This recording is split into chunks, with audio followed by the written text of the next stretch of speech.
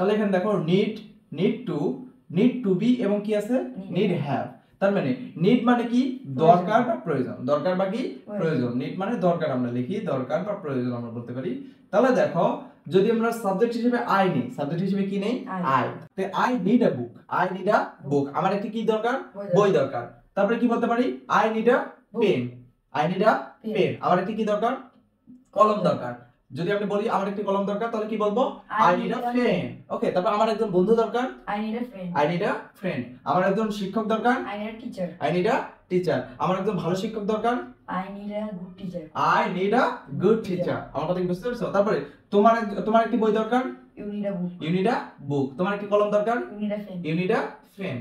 তোমার একজন বন্ধু দরকার you need a friend, you need a friend. তোমার একজন ভালো শিক্ষক দরকার you need a good teacher, you need a good teacher. তার মানে কোনো কিছু দরকার অর্থে আমরা কি ব্যবহার করব নিড ব্যবহার করব। কোনো কিছু দরকার নেই তখন তার সামনে একটা কি যুক্ত করব ডোন্ট। বুঝতে পারছো? আই ইউ হি দে এগুলোর সাথে কি হয় ডোন্ট হয়। বাট যদি হি ব্যবহার করি তাহলে হির সাথে ডাজন্ট, হির সাথে কি হবে ডাজন্ট হবে। আমরা হি ব্যবহারটা আসতেছি পরে। তাহলে দেখো আমার একটি বই দরকার নেই তাহলে কি বলবো I don't need a book, I don't need a book. আমার একটি বই দরকার নেই I don't need a book. তার মানে আপনারা বুঝতে পারতেছেন যদি আমার দরকার বুঝাই তাহলে কি ব্যবহার করব নিড ব্যবহার করব। I need a book. আমার একটি বই দরকার নেই তাহলে কি বলবো I don't need a book. তারপরে আমাদের দরকার নেই we don't need a book.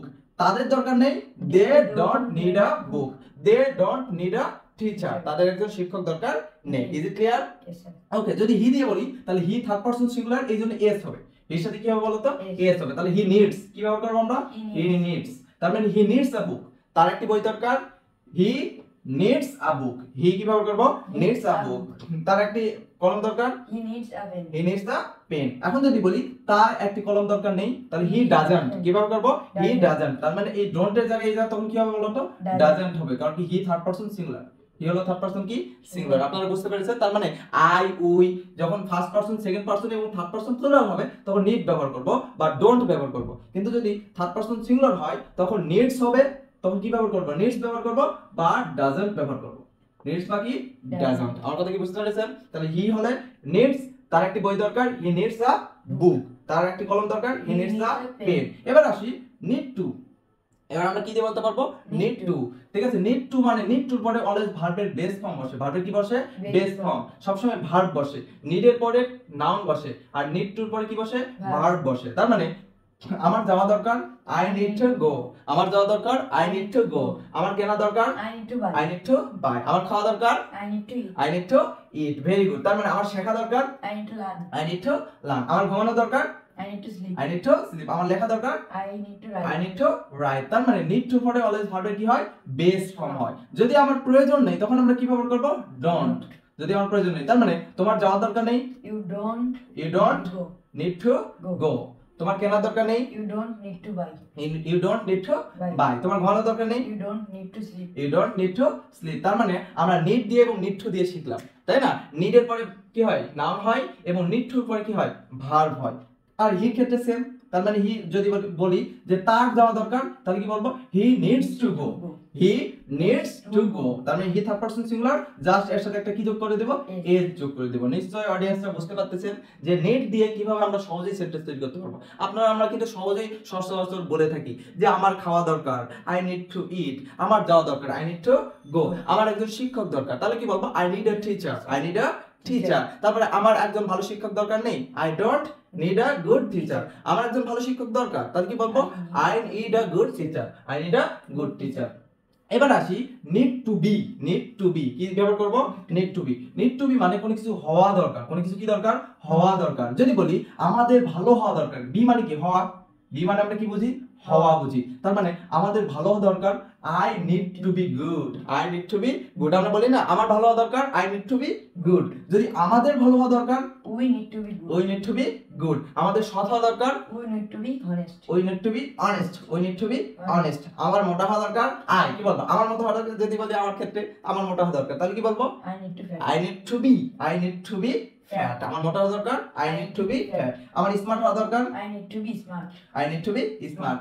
তাদের মোটা হওয়া দরকার, they need to be fat. তাদের স্মার্ট হওয়া দরকার, They need to be smart. তাদের চালাক হওয়া দরকার, They need to be clever. Clever. Very good. তার মানে কোনো কিছু হওয়ার ক্ষেত্রে আমরা কি ব্যবহার করব, নিড টু বি ব্যবহার করব। আর সেম ভাবে যদি না হওয়া দরকার নেই তাহলে ডোন্ট বা কি ব্যবহার করব, ডাজন্ট। ডোন্ট বা কি ব্যবহার করব, ডাজন্ট ব্যবহার করব। যেমন আমাদের খারাপ হওয়ার দরকার নেই, তাহলে কি বলবো, we don't need to be bad.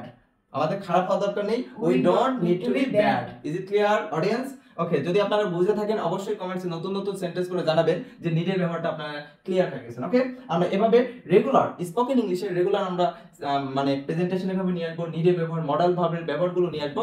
আপনাদের যদি ভিডিওগুলি ভালো লেগে থাকে তাহলে অবশ্যই চ্যানেলটিতে একটি লাইক দিবেন এবং পেজে সাবস্ক্রাইব করে দিবেন। সরি, চ্যানেলটিতে সাবস্ক্রাইব করবেন এবং পেজ থেকে যদি দেখে থাকেন তাহলে পেজে কি করবেন, ফলো করে দিবেন। ওকে, এবার আসি need have.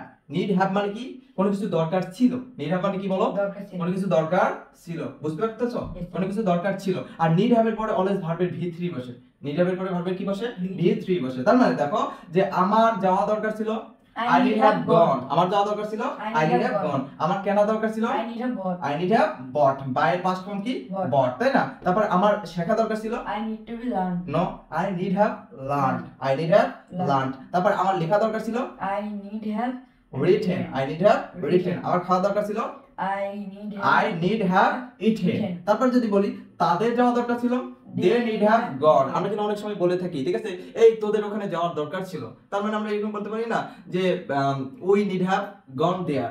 we need have gone there। আমাদের সেখানে যাওয়ার দরকার ছিল। তার মানে আমরা বলতে পারবো we need have gone there। আমাদের স্কুলে যাওয়ার দরকার ছিল, তাহলে কি বলবো, we need have gone to school। বুঝেছো? তার মানে এইভাবে আমরা নিড দিয়ে কি করতে পারবো, সেন্টেন্স তৈরি করতে পারবো। ওকে, তাহলে ইমন তোমাকে আমি এখন ধরবো, তুমি পারবে?